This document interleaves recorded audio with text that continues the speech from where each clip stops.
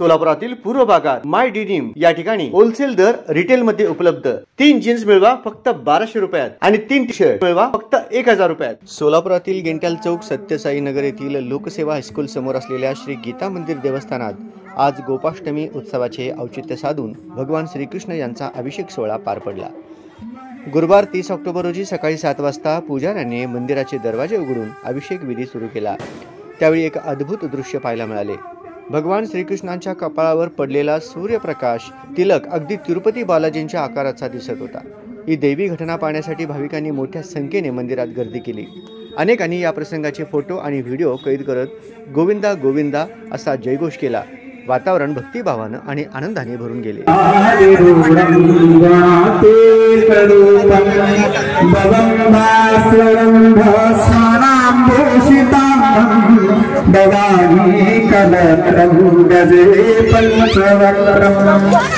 Shiva